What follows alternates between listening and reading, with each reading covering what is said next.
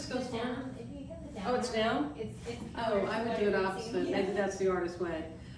You know what? Instead of talking, I'm going back to this title, but instead of talking about, I guess, my career, which I can briefly say, it's been exciting and all an accident in some ways. But I drove my Volkswagen from Georgia, Atlanta to New York City after graduating at the Lamar Dodd School of Art, the University of Georgia, and I just had to be in New York. I was busting out of Atlanta, and my paintings started filling up with pixels almost immediately in New York City. It was, my mother said, you know, you can barely operate a toaster. Do you really think you want to take the first course in digital art in 1984, which I did. And you know what, it threw a real wrench in my art, and a very exciting one. So there's a lot you can find out online about me. Roz Dimon, D-I-M-O-N. I started with 4 colors on an IBM. I love drawing and painting. I'm kind of an old fogey in this media. But now I'm working with these, doing these pieces that I call Diamondscapes. They're named after me after 30 years. I think it's okay to put your name on something, and it's a good name, because instead of saying, oh, it's a painting and it has thousands of layers and it's still a painting, it sits on the wall to be explored like any other great painting, and yet you can go inside the painting through custom programming and layers and go right inside as if you're the artist almost creating this thing that comes to life. So that's just a brief little Roz Dimon, but I want to focus really on this show, and once again, starting with my mother. Things always begin with women, and men too, but here she is reading about one of our favorite people. Nice. And I'm bringing her up because, I can't seem to get this going down. One of my earliest, I have a portrait in this show, and I hadn't done a portrait. You know, artists go through series, and I've been through quite a few that usually last, you know, I spend quite a few years on one series of work. I hadn't done my first series in Atlanta. This is going back to 1979. And my first show was called Talking Heads. And these are oil on canvas. And this is a portrait of my mother. And this is like 1979. And I guess I was already working with technology in a strange way looking back, because all the paintings, when people were sitting in front of me, I started tape recording them, just talking about whatever. And when people came into this show, I didn't know of David Byrne, so I didn't take it from that, but the portraits were reaching out to you, and I think that's what I've been trying to do with digital, actually, is touch people and bring paintings that speak to you off the wall in a way. So here's Mother's portrait. It's about 36 inches high, and I'm going really far forward here. Yeah, you can look into all other the kind of works I've been doing, but in 2020, watching what was happening in our nation, I was so disturbed, and like so many of us, and I thought, you know, I just really, I didn't know how to react with, I wasn't really, I just finished a long Diamondscape, which these pieces sometimes take, you know, months to a year, and I just watched with horror and concern, and what do we do in times like this for inspiration? I stumbled across this, well first, I love poetry, but I stumbled across a face of Abraham Lincoln, which I'll show you in a minute. But recently with a poetry group, I was reading with them this poem, and I wanted to read you a little bit about it, and you can go read the poem yourself later, but it's by Stephen Spender, and this is just about the poem, but it says, I think continually of those who were truly great is a celebrated poem by the English poet Stephen Spender that pays tribute to extraordinary individuals who lived with spiritual integrity and passion. The poem celebrates figures who fought for life, resisted spiritual noise and fog, of which we have so much, and left a lasting honor on the world, symbolized by their connection to an ageless spring and a fire's center. It's a call to remember these inspirational figures and not let the distractions of modern life, contemporary life, obscure their vital legacy. The poem is here, but in the interest of time, you can go find it. It's wonderful, very inspiring. But here's the portrait that came to me during that time. I somehow was just online, as usual. I mean, I kind of live in that box a bit, as well as out here. And I stumbled upon this portrait of Abraham Lincoln, and I just had to start drawing it. And I did, and this wasn't planned. Later people said, Roz, how clever. So clever, Lincoln's on everyone's mind. It wasn't clever. It was a passionate response that just came out. I had no idea if I'd do one Lincoln or how many. But I ended up doing about 19. And I printed this piece. I looked at his face and I thought, wow, I mean, look at this face. It's like a civil war itself, you know? It's suffering, it's determined. He kept our nation together.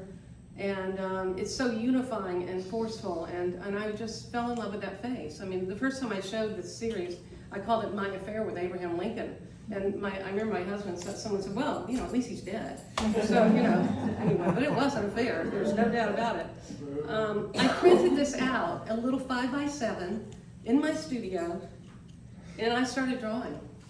And I'm bringing up, the drawings are on the left. They started very abstract, because I just hadn't been drawing in that way. I mean, I love drawing. Drawing's like the heart of me in a way, but I didn't know how to get my hands around them quite, but I'm putting on the right-hand side, I have the title of the piece and each one of the digital. These are all drawn digitally. The ones, no, not all of them. 5 are natural media, as they call it now, one of a kind. These are digital editions. I now have of 20, very small editions. 19 by 13.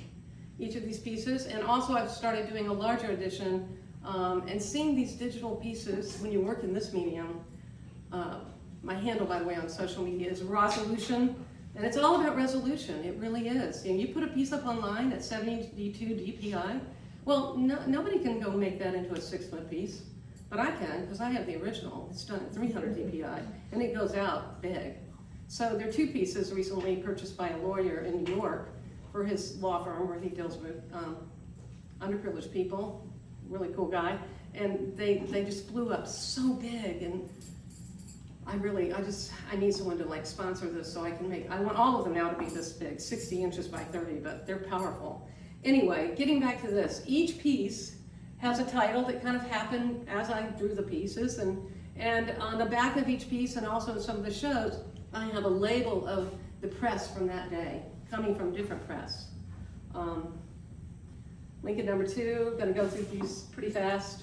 Deeply disturbing. It's these are my titles, and you see the date right here. And this is the next day. I mean, I literally every afternoon I'd start looking at that face again, and I just had to do another drawing. And some of them worked out, some of them didn't. But these are the ones that I kept. And I had the label of what was going on that day. Supreme Court refuses to block Pennsylvania ruling, preserving Biden win. New York Times. Number 3, I was once a boy. Text often comes into my work somehow, and I just printed this Lincoln number 3 on all the digital ones. I put this in the bottom of each one. But I was thinking about Lincoln, kind of like, why me? You know, like, I was once a boy too. I don't want to do this. Often hear that from leaders. Well, should load. Maybe we'll go back. Trump backs Texas request for Supreme Court to reverse Biden win. Reuters. Well, we had this happen to someone else here. Not sure. Maybe we should give it a minute. Yeah, give it a moment. We'll give it a second. But I am excited to say that right now, 12 of these pieces are going to the Abraham Lincoln Presidential Library and Museum. Thrilled. I mean, you know, as an artist, we all know it's all exciting when you have things happen, but I have rejections a mile long, especially being digital. I mean, doors close immediately because I can draw and paint my socks off. I was ready to come to New York and just kind of be more, you know, oil paintings and stuff, you know? So it's all been an adventure, but it's great when you've worked this long and have something like that happen where they wrote back and said, we'd like to see these. So I'm just hoping that they don't fall off an airplane or something before they're put up, because they do have a political statement, but you know what my statement is, and I've made it clear that it is to unify people. I lean to the blue, but I think, I mean, I love this country that we can talk together, and sometimes through art you can talk more than you can, you know, just like words.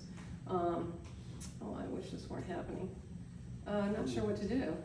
Possibly look at the slideshow, and maybe individual slides could be. Or just maybe close the slideshow and yeah, close. Is that You the can red go bar? from, Roz, you can go from there, from slide 6. There you go. Oh, did I just get it? Am I Oh, I did. Oh, now they're coming up. There we go. Okay, so I think we were here, and I'm gonna quickly just go through these, but you can see, they're all different marks. I'm not trying to illustrate Lincoln. These are all expressive, kind of passionate things, thinking about him and looking at that one face, at that photo. By the way, the photo is by Alexander Gardner in 1863. You've probably seen it. It's the famous Lincoln photograph, which there are more, but that's the quintessential. These are all coming from, some are from Fox, some are from other ones. Lincoln number 6. Number 7, I particularly kind of like this one. This recently sold to a client in New York, but she's got number 1 of 20 of number 7, because this is a digital. And when I say there's 1 of 20, I was quoted with David Hockney in Forbes magazine as long ago as in 1990, and they were interviewing my clients and saying, well, she could make millions of these. Well, you can make millions of them, when photography arrived. I mean, you can cheat, but it won't do me any good to lie. And I am in the art market, and I could make millions, but they're 20. And when I say they're 20, he said, it's one of my clients from Newport who owns a lot of my work, said, hey, I trust. You have to trust the artist. And I'm going through this is a drawing. Now here I just started pulling the same paper out and just drawing pencil. This is owned by a client, one of a kind, but when I sold these they're 4 out of 5, and there's one actually here that I put in the Raynham Hall because I had to take number 15 to go to the museum in Springfield, which I hated to do that, but I had to do it. And so I didn't know this was happening until a few months ago. But there's only one original one of a kind left. But every time someone bought a one of a kind, I said, look, you just gotta, I want these pieces to go out and affect people and see people. This came from the heart. This is not to make money. And I said, you just have to sign that you will allow them to travel, and they have. So they've been in 2 library shows already, but going to the Presidential Library and Museum, which gets 300,000 visitors a year, is something that is a different beast. So this is pencil and paper. Another, this is Conti crayon on paper. Again, 13 by 19, of course, not blowing those up. This is one of a kind. And the woman who owns this is an art historian, and it's going to be going to the Zimmerlein Museum. I think it's at Rutgers, which is one of the feminist centers in the United States, so I'm thrilled about that. And all these labels on the back of each one is this label of what was going on that day. So they're history, and it is facts, whether you like it or not. Lincoln number 10. It's funny how different ones that I didn't like as much earlier, I just love number 10. He's just really brooding. And fat lips, man. When you draw someone over and over, Lincoln's lips are fat. They're so fat. But he's just a gorgeous thing. Not done. We're getting there. Mary What? This was done on Christmas Eve. One of my favorites. This woman is buying this over layaway because these are up now. They were at that point, the one of a kinds at this stage were $3,000. The digitals are $1,500, and some of my clients could just plop down $3,000 easy, and then others can't. This woman's been paying $200 a month for this for 2 years, and God bless her. I love those $200 that come in every month, and I love that she loves this piece, and it's an important work. So I keep in touch with everybody who owns these. This is upstairs now, number 13. Oh, here we go. Hope this will. See if we can, well, here's number 15. I want to show you what happens here. Next, this is number 15. This has been the most popular piece. It's one of the digital, and we're now at number 5 of 20, going to the museum, and it was showing here at Raynham Hall, and I've loved showing here. Let me tell you, I was honored to be in this show. I thought it was beautifully curated. The whole place is a really beautiful place, and I thought the show was so well done and interesting. It wasn't just pictures on the wall. I want to go back because I want to show you. This piece should come up drawing the marks 1 mark at a time, but I'm afraid it's not going to do that because... So click on the center of the piece and then, Roz, with your it's finger, up and down. click on the center of the piece with your finger. Oh, here? Up, Or, yeah, no, okay. remember you had it automatically moving? Mm-hmm. We'll try to go back to this. Sorry Might for just these be things. tiny. Again, here's mixed media on paper, owned by a client. This is one of a kind again. Trump's call to Georgia election, January 4th. We're getting right before January 6th. Okay, this is called Feeling Blue. Teeny bit of blue. Notice each one of these has the bow tie. I mean, the quintessential bow tie. It's the same portrait every day. And I was doing these almost every 2 days. And the blue's coming in, it was just such a dark day. Now this is Fox News, a dark day in American history, reflecting on January 6, 2021. And this is what I kind of call my final Lincoln in the series. It's 17 plus, but it's his bow tie's gone blue, and he's got all these, I asked the other artists in my gallery and that I was friends with in Expressionism, which is an international group I'm showing with in Uzbekistan in a week at a museum there. But I said to them, look, I'm making a blue bow tie. Would you like to have some artwork in it? And they just sent me their artworks, and all these little squares are different artists, like, you know, donating to the cause. But he's gone blue. And then I did one final one that's very abstract, almost like the first one, because it was his birthday. Someone said, well, Roz, you can't be done. It's his birthday. So I did his birthday. And I'm showing a few more pieces because as I did Lincoln, I kept thinking about Mary Todd Lincoln, and I kept reading. I was reading a ton about Lincoln and learning so much, and I learned a lot about her. And I mean, this is titled I Had No One. This is still available. It's, I don't know if I want to lose it though, because it means a lot to me. And this is later, 2 years later. Abortion didn't feel like an option, neither did motherhood. That was the label of the day of the news. And I thought about her because, you know, people don't realize, they say, oh, she was crazy, Mad Mary. I mean, I do want to see the piece on Broadway, I'm sure it's great. But, you know, to me, reading about her whole family were, you know, Virginians, and they all had slaves, and they weren't real keen on this woman marrying this guy. And, you know, she really didn't have, Jefferson Davis' wife was her best friend. She lost her. And, you know, I just really, I put my hat off to her, and she did some great things. She really did. She was very supportive of blacks and of other people. And, you know, I'm not even sure she was that crazy, but it might be hard to be married to Lincoln. And I've done one piece of Eleanor Roosevelt, and it's upstairs, and she just, you know, this is all about leaders, like that poem. It's a drawing on paper. Leaders matter. Abe, many more, and us. I say let's lead wherever we can right now. If it's in your house, at your school, with your kids, or way out there, we got to stand up. All right, thank you. That's